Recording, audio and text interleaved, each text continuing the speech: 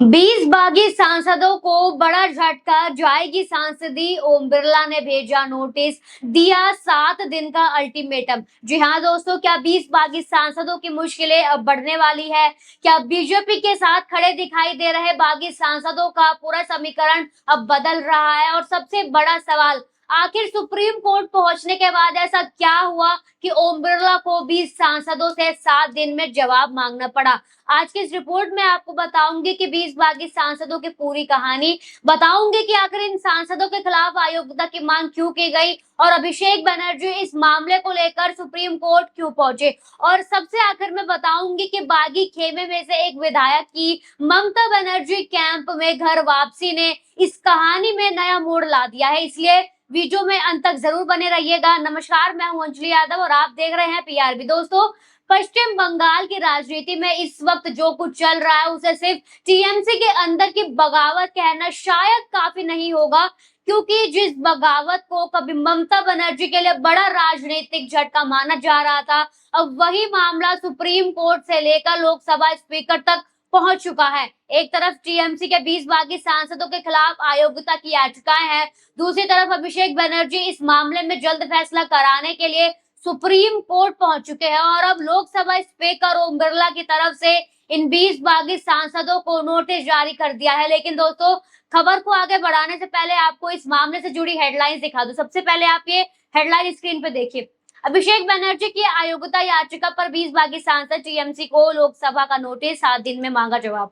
दूसरी हेडलाइन आप स्क्रीन पे देख लिया। दल बदल याचिका पर 20 बागी टीएमसी सांसदों को लोकसभा सचिवालय का नोटिस। यानी दो अलग अलग हेडलाइन में एक ही बड़ा अपडेट सामने आ रहा है। 20 बागी टीएमसी सांसदों को नोटिस मिल चुका है और अब उन्हें अपना जवाब देना है। लेकिन सवाल यह है, आखिर इन 20 सांसदों के खिलाफ मामला शुरू कहां से हुआ और सुप्रीम कोर्ट की एंट्री के बाद अब कहानी किस दिशा में जा रही है? अब जरा पूरी कहानी को समझिए। आखिर 20 सांसदों के खिलाफ मामला क्या है, उससे पहले आप ये रिपोर्ट देखिए। दोस्तों, टीएमसी के इन 20 सांसदों के अलग होकर एनसीपीआई से जुड़ने और अलग समूह के रूप में मान्यता की कोशिश के बाद पार्टी की तरफ से उनके खिलाफ दल बदल विरोधी कानून के तहत कार्रवाई की मांग की गई। टीएमसी का कहना है कि ये सांसद पार्टी के टिकट पर चुनाव जीतकर संसद पहुंचे और बाद में पार्टी से अलग हो गए। इसी आधार पर इनकी सदस्यता खत्म करने की मांग की गई है। वहीं दूसरी तरफ बागी सांसदों की तरफ से मर्जर का तर्क सामने आया है। यानी मामला सिर्फ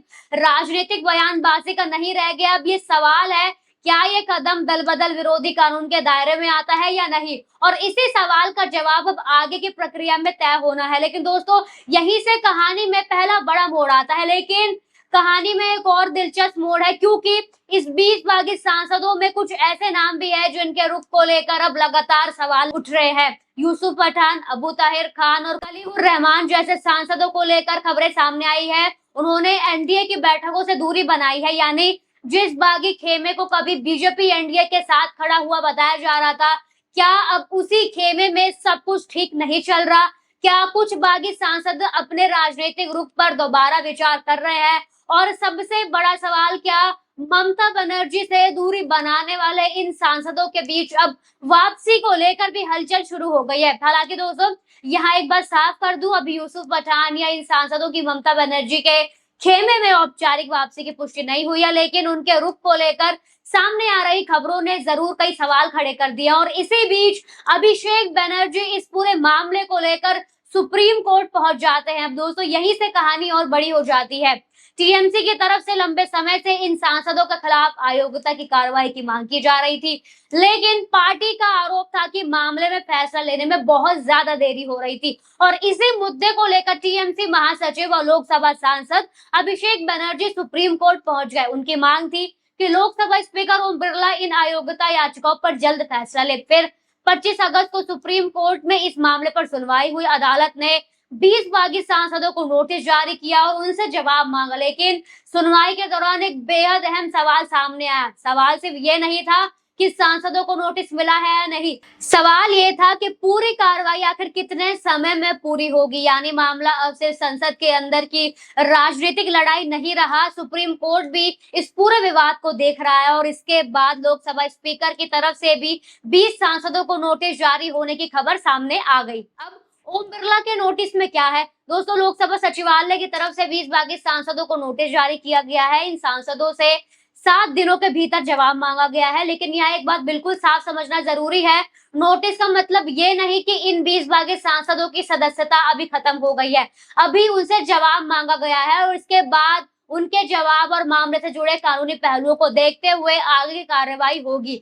लेकिन दोस्तों, यही नोटिस अब राजनीतिक तौर पर बेहद महत्वपूर्ण हो जाता है, क्योंकि जिस मामले में टीएमसी लंबे समय से कार्रवाई की मांग कर रही थी, उसमें अब सुप्रीम कोर्ट की सुनवाई और लोकसभा स्पीकर की प्रक्रिया दोनों आमने सामने आ चुके हैं। अब बीजेपी पर भी बड़ा सवाल है। लेकिन दोस्तों, यहाँ एक राजनीतिक सवाल भी उठना जरूरी है। इन बागी सांसदों के अलग गुट बनाने और एनडीए के साथ उनके राजनीतिक समीकरण को लेकर पहले से ही सवाल उठ रहे हैं। ऐसे में क्या टीएमसी से अलग होकर बीजेपी एनडीए के करीब दिखाई देने वाले इन सांसद का समीकरण अब खुद उनके लिए मुश्किल बनता जा रहा है? जिस बगावत को ममता बनर्जी के लिए बड़ा राजनीतिक झटका माना जा रहा था, क्या वही बगावत अब पूरी कानूनी सवालों में उलझती जा रही है? और अगर आगे चलकर इन सांसदों के खिलाफ अयोग्यता की कार्रवाई होती है तो इसका राजनीतिक फायदा किसे मिलेगा, ममता बनर्जी को या बीजेपी को? यही वजह है कि अब इस पूरे मामले पर बंगाल की राजनीति की नजर बनी हुई है। लेकिन एक बात साफ बता दूं कि अभी किसी भी सांसद की सदस्यता खत्म नहीं हुई है, अभी प्रक्रिया चल रही है और अंतिम फैसला आने की कार्रवाई पर निर्भर करेगा। लेकिन कहानी में अभी एक और बड़ा मोड़ बाकी है। अब हमने आपको 20 बागी सांसदों की कहानी बताई, लेकिन कहानी यही खत्म नहीं होती, क्योंकि इसी बागी खेमे से जुड़ी एक ऐसी खबर सामने आई है जो ममता बनर्जी के लिए राजनीतिक तौर पर महत्वपूर्ण मानी जा सकती है। और ये खबर है घर वापसी की। पहले आप ये रिपोर्ट देखिए। जी हाँ दोस्तों, टीएमसी के बागी विधायक कासिम सिद्दीकी ने ममता बनर्जी के खेमे में वापस आने का ऐलान किया है। और अब आप ये ट्वीट भी देखिए एक बार। देखा आपने ट्वीट? रिपोर्ट के मुताबिक कासिम सिद्दीकी ने बागी गुट से अलग होकर ममता बनर्जी कैंप में लौटने की बात कही। और दोस्तों, यहीं पर सबसे बड़ा सवाल खड़ा होता है, क्या कासिम सिद्दीकी की ये घर वापसी सिर्फ एक शुरुआत है? क्या बागी खेमे में आने वाले दिनों में और भी टूट देखने को मिल सकती है? क्योंकि एक तरफ 20 बागी सांसदों को नोटिस मिला है और दूसरी तरफ बागी खेमे से एक ही विधायक है ममता बनर्जी के साथ वापस खड़ा दिखाई दे रहा है। यानी ममता के लिए सिर्फ तस्वीर अब पहले जैसी नहीं रह गई। अब पूरी तस्वीर को एक साथ देखिए। एक तरफ अभिषेक बनर्जी सुप्रीम कोर्ट पहुंचे, फिर सुप्रीम कोर्ट 20 बागी सांसदों को नोटिस भेज देता है। इसके बाद लोकसभा स्पीकर की तरफ से भी 20 बागी सांसदों को 7 दिन में जवाब देने का नोटिस आता है। और इसी बीच बागी खेमे से कासिम सिद्दीकी की ममता कैंप में घर वापसी की खबर सामने आती है। अब सवाल सिर्फ 20 बागी सांसदों की सदस्यता का नहीं, सवाल ये भी है, क्या ममता बनर्जी के खिलाफ खड़ा किया गया बागी खेमा खुद धीरे धीरे कमजोर पड़ रहा है? और क्या बीजेपी के साथ खड़े दिखाई दे रहे बागी सांसद का राजनीतिक समीकरण आने वाले दिनों में बदल सकता है? हालांकि दोस्तों, इन सवालों का अंतिम जवाब आने वाले दिनों की राजनीतिक और कानूनी घटनाओं से ही मिलेगा। लेकिन इतना साफ है कि 20 बागी टीएमसी सांसदों का मामला अब एक नए मोड़ पर पहुंच चुका है। तो दोस्तों, अब आपसे सवाल है, क्या 20 बागी सांसदों को नोटिस मिलने के बाद ममता बनर्जी का पलड़ा मजबूत होता है? क्या सुप्रीम कोर्ट की एंट्री के बाद इस मामले में फैसला तेजी से आगे बढ़ेगा? और सबसे बड़ा सवाल ये है, क्या बागी खेमे से कासिम सिद्दीकी की घर वापसी के बाद अब दूसरे चेहरों की भी ममता कैंप में वापसी हो सकती है? आप अपनी राय हमें कमेंट सेक्शन में जरूर बताइए। वीडियो पसंद आया हो तो लाइक कीजिए, शेयर कीजिए और चैनल को सब्सक्राइब जरूर कीजिए। धन्यवाद।